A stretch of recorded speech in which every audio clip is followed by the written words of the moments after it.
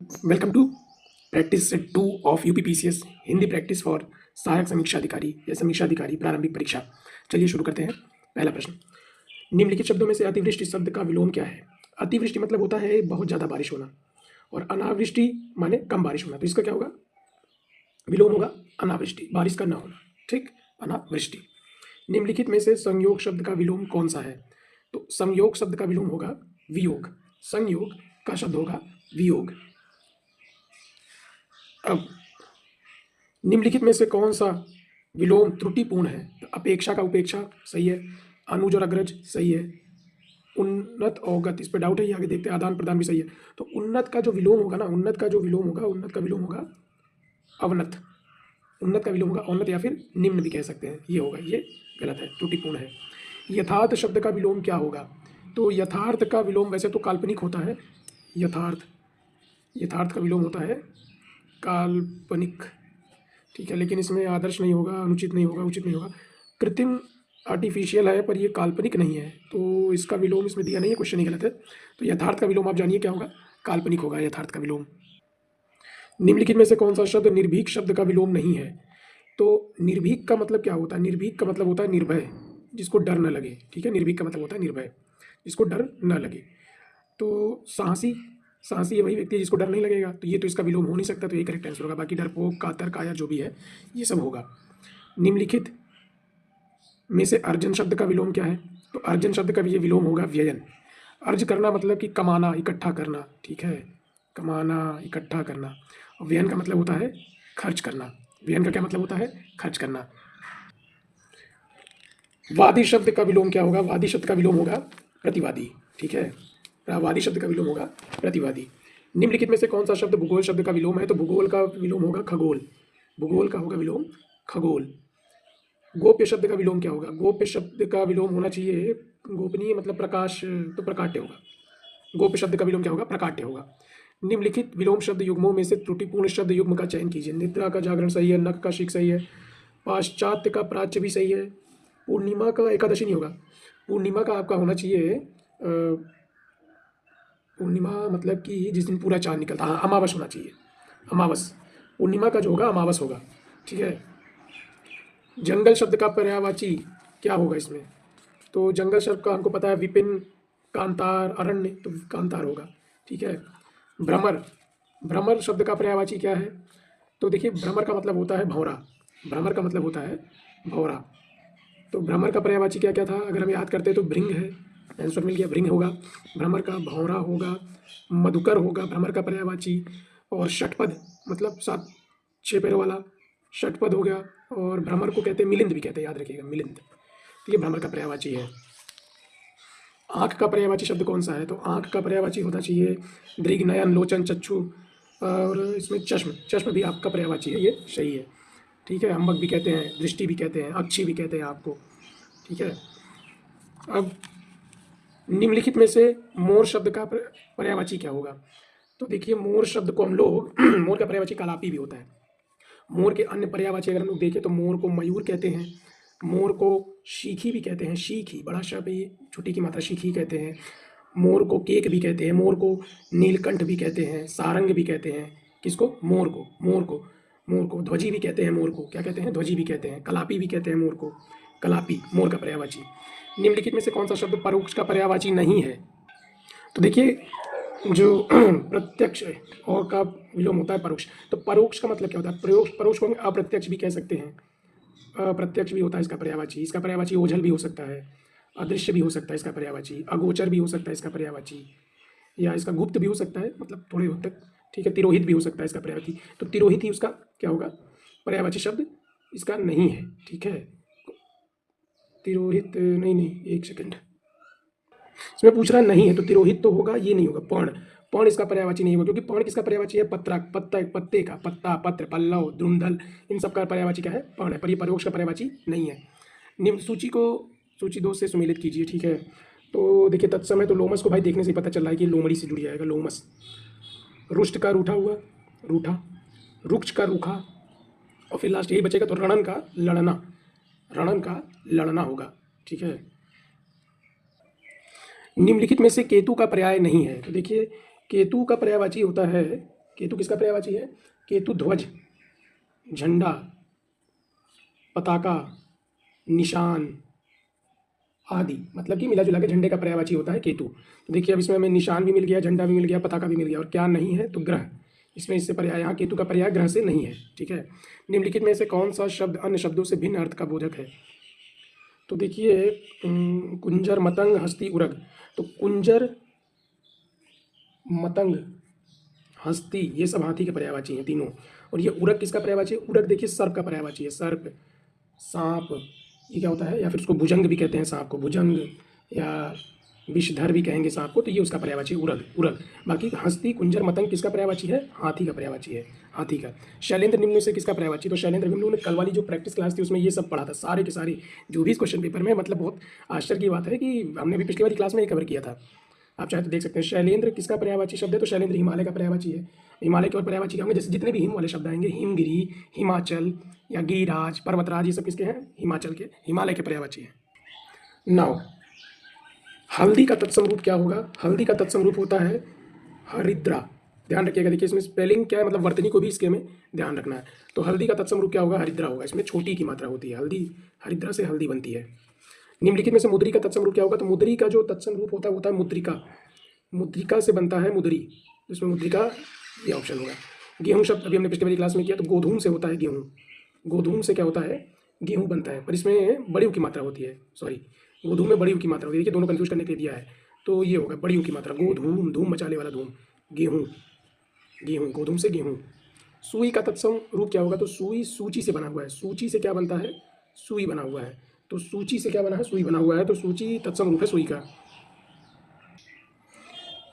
अब क्या है? सही सुमिलित नहीं है, तो ओझा से उपाध्याय सही है। कपास, कपास या करपट, कपास या करपट ये कपड़ा का है। ठीक है, तो ये भी सही है। कपास से करपट और करपट से कपड़ा, ये भी सही है। केला से कदली भी सही है। पसीना का प्रस्विन नहीं होगा, पसीना का होता है प्रस्वेद, प्रस्वेदा का होता है पसीना। तो प्रस्वेदा का तद्भव होता है पसीना, प्रस्वेदा, ये वाला गलत है। यहाँ प्रस्विन नहीं होना चाहिए, होना चाहिए प्रस्वेदा। ठीक है, प्रस्वेदा। कंधा का तत्सम शब्द क्या होगा? तो कंधा का तत्सम शब्द होता है स्कंध, स्कंध, स्कंध ये होगा। कंधा का तत्सम शब्द क्या होगा? स्कंध होगा। निम्नलिखित शब्द में से कौन सा शब्द देशज है? देखिए पहले ये समझने से पहले ये जानते हैं कि देशज शब्द क्या होता है। देशज शब्द का मतलब होता है कि देश में जन्मा। ठीक है, देश में जन्मा शब्द। ठीक है, जो कि जैसे क्षेत्रीय प्रभाव के कारण या परिस्थिति या आवश्यकता के अनुसार जो भी मतलब शब्द बनकर प्रचलित हो गए हैं उसे देशज शब्द कहते हैं, ऑटोमेटिकली जो बन गए लोगों के द्वारा। जैसे मान लीजिए थैला होता है, गड़बड़ हो गया, गड़बड़ है, पेट है, ठेठ है, ये सब क्या है? देशज शब्द है। इसमें देखिए अग्नि प्रार्थना क्षेत्र में लोटा है, लोटा एक क्या है? देशज शब्द है। लोटा क्या है? देशज शब्द है। निम्न में से कौन सा काटना का तत्सम शब्द है? तो काटना का जो तत्सम होगा वो होगा कर्तन। कर्तन से क्या बनता है? काटना, कर्तन से बनता है काटना। ठीक है। सहेली शब्द का निम्नलिखित में से परिवर्तित रूप क्या है? तो सखी से बनती है सहेली, तो सबको पता है। सखी से क्या बनती है? सहेली बनती है, तो ये होगा सखी, करेक्ट आंसर। टीका शब्द का पर्याय क्या है यहाँ पे? तो टीका का मतलब होता है जैसे टीका, टिप्पणी, व्याख्या, ये होगा। टीका का यहाँ अर्थ होता है व्याख्या, टीका, टिप्पणी, व्याख्या जो भी है। ठीक है, अब जो अपने पद से हटाया गया हो उसको कहते हैं पदच्युत। पद से हटाया गया, पद से च्युत। ठीक। झगड़ा लगाने वाला मनुष्य कौन होता है? भाई सबको पता है, नारद जी झगड़ा लगाते थे हर जगह जाके, नारद। आधी रात के का समय, इसके लिए शब्द क्या होगा? तो निशीथ होगा, इसको याद रखिएगा। आधी रात के समय को कहते हैं निशीथ, निशीथ। आधी रात का समय जो होता है उस वाक्यांश को कहेंगे निशीथ। जिस पुरुष की पत्नी साथ नहीं है उसके लिए क्या होगा? विपत्निक, विपत्निक। जिस पुरुष की पत्नी साथ नहीं है उसे कहते हैं विपत्निक, विपत्निक। उत्तराधिकार में प्राप्त संपत्ति के लिए प्रयुक्त शब्द क्या होगा? तो रिक्त भी होगा। ठीक है, धरोहर तो छोड़ दीजिए, वसीयत भी नहीं होगा, समुदाय भी नहीं होगा, रिक्त हो सकता है। वैसे इसके लिए भी और शब्द हो सकते हैं, जैसे उत्तराधिकार में प्राप्त संपत्ति के लिए शब्द हो सकता है विरासत भी हो सकता है, विरासत हो सकता है, रिक्त, रिक्त दिया ही है। परिसंपत्ति भी हो सकता है, परिसंपत्ति भी हो सकता है, तो रिक्त बहुत ज़्यादा है तो रिक्त होगा, ये करेक्ट आंसर। उत्तराधिकार में प्राप्त संपत्ति के लिए उपयुक्त शब्द। ममता कम बोलती है, रेखांकित वाक्य के लिए प्रयुक्त शब्द क्या होंगे? तो ममता कम बोलती है तो ये हो जाएगी मितभाषी होगी, या फिर इसको अल्पभाषी भी कहते हैं। कम बोलने वाला क्या होता है? अल्पभाषी या मितभाषी, अल्पभाषी या मितभाषी। दोपहर के समय शालू आराम कर रही थी, तो प्रयुक्त वाक्यांश के लिए क्या शब्द होगा? अपराह्न, अपराह्न। दोपहर के बाद का समय मध्याह्न जो भी है, अपराह्न, मध्याह्न, उससे पहले का समय मध्याह्न। सुबह का पूर्वाह्न। अंकेक्षक क्या होता है? अंकेक्षक को देखिए, अभी एक पेपर हुआ था यूपीटीपीएससी का ऑडिटर का, ऑडिट करने वाला, मतलब आय व्यय को देखने वाला, उसी को कहते हैं अंकेक्षय। अंकेक्षक किसे कहते हैं? आय व्यय के आंकड़ों को जांच करने वाला। किसी संस्था के 25 वर्ष पूरे होने पर होने वाला उत्सव क्या होता है? अगर 25 वर्ष पूरे हो गए तो रजत है, ठीक है, 25 वर्ष पे रजत जयंती मनाते हैं।